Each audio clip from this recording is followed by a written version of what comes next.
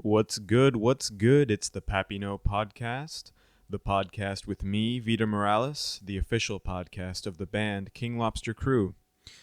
And today we've got a good album in store for you for discussion and review. Today we are doing Man or Astroman. We are doing Destroy. Can you see that? Hold on. Destroy All Astromen. Ooh, the lighting is really weird in here. Maybe flip over to camera 2. Yeah, Destroy All Astromen. And this was a really good one. Let's get into it. A little background for you. Man or Astroman are a surf rock band out of Alabama, USA. Although still active, they were much more busy throughout the 90s and early aughts. Their coupling of traditional surf with punk aesthetics, in addition to their commitment to space themes and imagery, have made them a standout act, and they enjoy the distinction of being a staple among modern surf rock bands. Their quirkiness is something to behold, as the members all have stage names. The personnel on this album, for example, Bird Stuff on drums, Star Crunch on lead guitar, Coco the Electronic Monkey on bass, and Dr. Electro and his invisible Vapotron on rhythm guitar. And their real names are Brian Teasley, Brian Causey, Robert Del Bueno, and Jeff Goodwin, respectively. And their commitment to the bit went even further in the late 90s. Twice, the members cloned themselves and actually sent out a second band to go on tour for them. So if you can imagine that, they sent out a second band to go on tour for them in an effort to like cultivate this storyline, basically.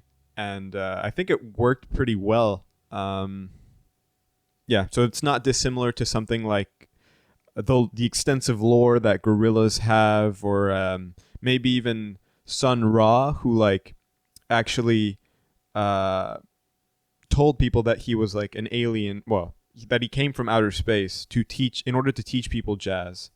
So yeah, I guess this kind of thing of of being space people has been around or at least it's captivated people's imagination for a while. I guess certain artists just go in for that kind of thing. Another example of how committed they were to this bit was this radio interview that they did. It was like a French radio interview that they did with like a translator there. And what happened was they had, because this was they were getting back together after like a hiatus, and they had been asked, so why did you go on hiatus in the first place? Why are you coming back now? And the answer that they gave was well, we had just been on the same space capsule for 10 years together, and it was getting kind of stinky because we hadn't washed our clothes in 10 years. Also, we were just cramped in together for a decade, smelling bad, and we hated each other because of it. We started to resent each other. So we went home and we washed our clothes, and now we can tolerate each other again. And so now we're back together and we can go back to being a band because we don't stink. So even in their interviews, they kind of ham it up, and they really go all in on this on this, on the lore, on the image that they're trying to cultivate. So Man or Astroman, like I said, were more busy in the 90s and early aughts. In that time, they had a total of 10 album releases from 1993 to 2001. And this was followed by a whole lot of nothing for a while for hiatus reasons. And then another studio album in 2013. At the time of recording this, that is the latest studio album that they've released. But they did have a live album that they released in 2017. Without further ado, let's get into the topic of the day, which is Destroy All Astromen from 1994. This is actually a compilation album of singles that they had released the year prior. and you'd never know it really because it's like a cohesive listen. Like it very much sounds like they intended to put all these tracks together. It sounds like there was like a vision in mind. And if there wasn't, if they really did just slap together a whole compilation album full of singles, then kudos to them, because the way that they wrote and arranged it just like it sounds like it should fit together, and I think it works very well.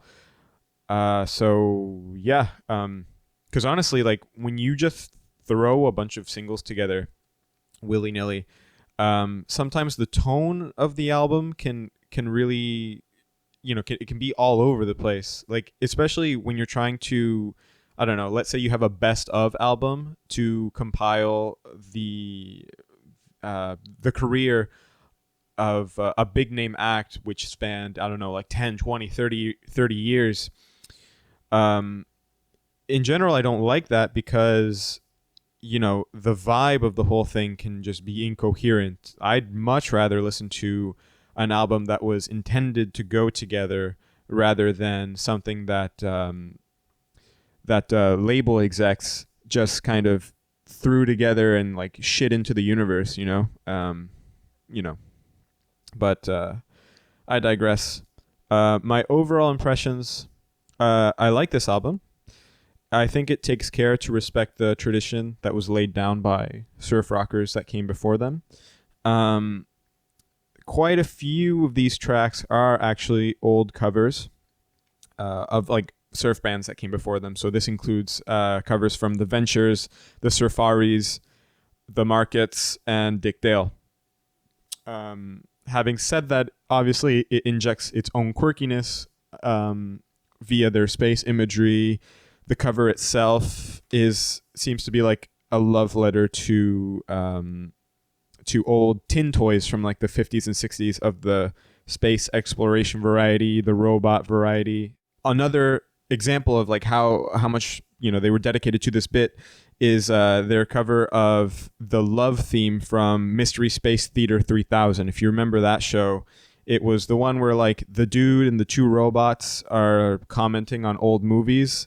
Like among other things. I didn't really watch that show too much. I know that they rebooted it once or twice on Netflix, but never really got into it. But like I know, it was basically like reaction videos before those were really popular on YouTube. So as far as I can tell, the space imagery as a whole was more of a contemporary element.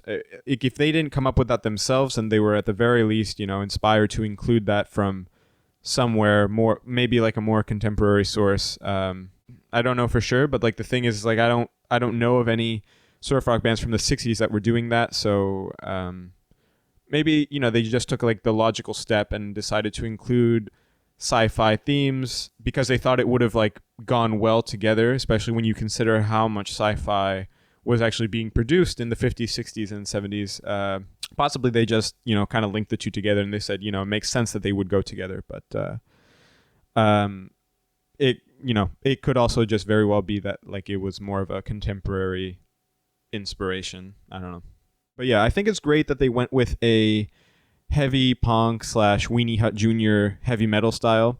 I think they were obviously aware that many recordings in the 60s for surf had a sort of heaviness that wanted to come out but couldn't due to the limited technology at the time. And a good example of this is their version of Intoxica. This is a surf rock 12-bar blues by the band The Revels. But I don't think that they were inspired by the Revels version of this song as much as the Centurions version. The Centurions covered this from the Revels, but if you listen to the arrangements, they are pretty much drawing inspiration from the Centurions and not the Revels. But I'm going to play all of them just so that you can have like a sense of the progression of heaviness. Here's the Revels version. Intoxica.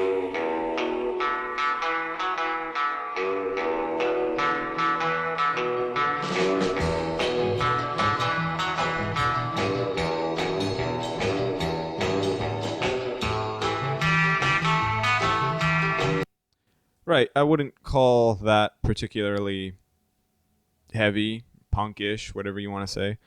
Um, this one, of course, the Centurion's version, much like, if you were to call it punkish, I wouldn't disagree. So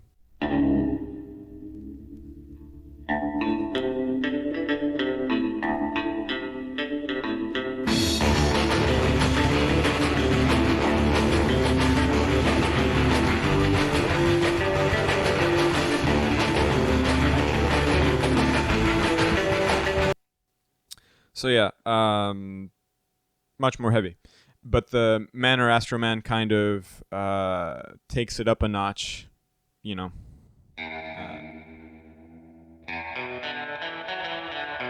Faster, hits harder.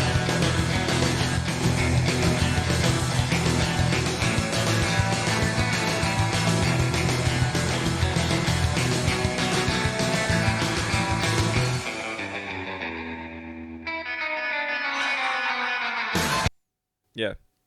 I think I like that one the best. Although the Centurion's version is all right. But yeah, so they're definitely shifting, or they're embracing this heavier aesthetic, even though it's like an old cover. Okay, the other thing I wanted to comment on was their use of old cartoon slash TV samples, and obviously this is a staple of the hip hop genre, and in particular, I think that MF Doom does this very, very well. He's at least probably one of the more prolific acts who does this and just takes like these old cartoons and really lays in heavy with them. When I heard on Destroy All Astromen the track Joker's Wild, I immediately thought of MF Doom, and in particular his album from 1999, Operation Doomsday. So just to give you a sense of the vibe, like here's the beginning of Joker's Wild. Listen to this, Mulligan. I'll read it to you. It says, I have escaped from Arkham Asylum, and revenge will be sweet. Free once again to pursue my dishonorable profession. If you try to play your hand against mine, you will find the Joker is wild. Signed, the Joker. Sorry, that was a little loud. But yeah, it's not dissimilar to something that you would hear on Operation Doomsday. There's a whole number of examples. It was back in the days when I met a brilliant young student named Doom. Hello? Anybody home?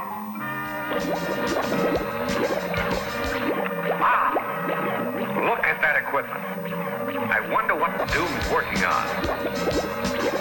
Now, I'll just rearrange a few of these circuits. What are you doing in my room? Or even more. So yeah, Operation Doomsday, actually, there's a bunch of like different skits like that. They're sort of like interludes that he puts in between the different tracks. So I'm aware that Operation Doomsday came out in 1999, so 5 years after Destroy All Astromen. I only use the Operation Doomsday example because it's probably among the most, or like Doom himself is among the most prolific people who did this, but like he didn't come up with that in a vacuum. He, the use of cartoon movie samples existed way before him. He was just particularly good at it. Something that predates Destroy All Astromen is Lord Finesse, You Know What I'm About. And in this one, they sample the Scooby-Doo theme song throughout. So this is the Scooby-Doo theme song.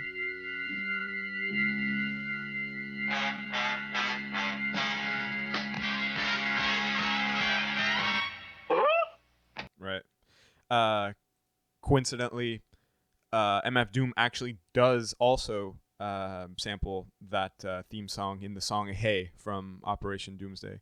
But the Lord Finesse, You Know What I'm Talking About song, or track, rather,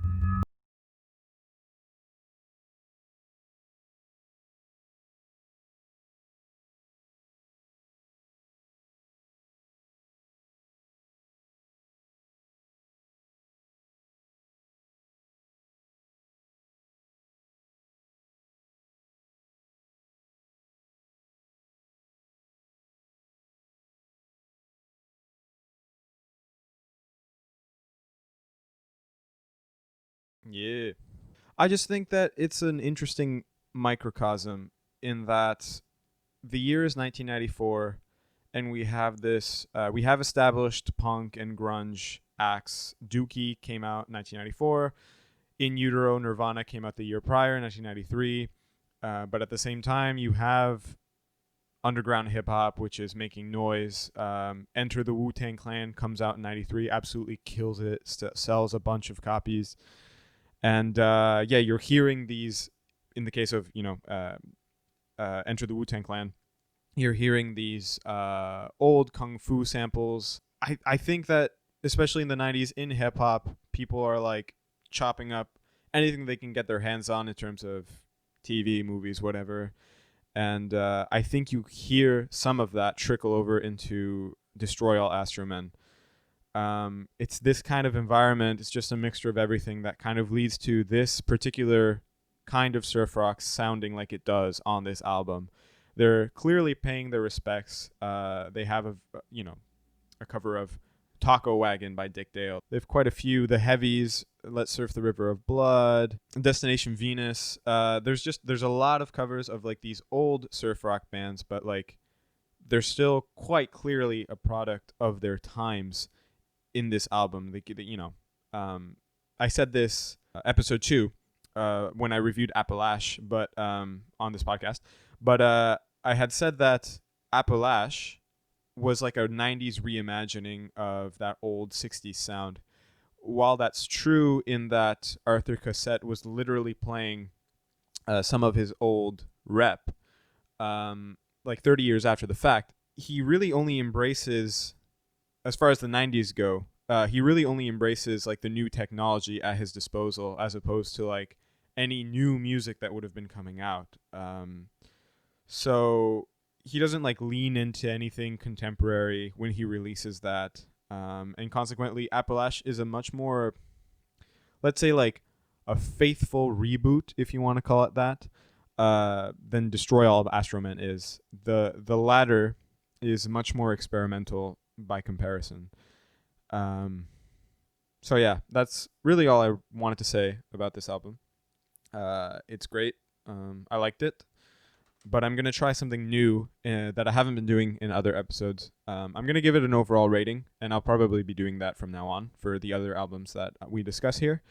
I enjoyed it. It held my attention, but towards the end, I barely held on, and I think it's slightly too long for my taste at 45 minutes, especially because I enjoy vocals when I listen to rock, and there's only like 1 or 2 tracks that has vocals on this.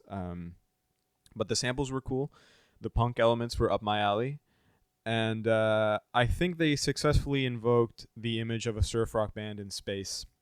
I mean, I don't know. Like, once I see that cover and then I listen to the album, I'm like, okay, yeah, like I can see it. Even though it's just a collection of singles, it sounds like it has some sort of vision, like some sort of cohesion to it, where they're like, these tracks need to go together. So like I said before, even if they did just slap on a bunch of singles and like haphazardly, like it doesn't sound like they did. So yeah, that was basically everything I wanted to say, and it gets a 77% on the lobster meter, which is a fresh catch, but not catch of the day territory. Yeah, follow King Lobster Krew on our socials, and I'll see you next time with another recommendation.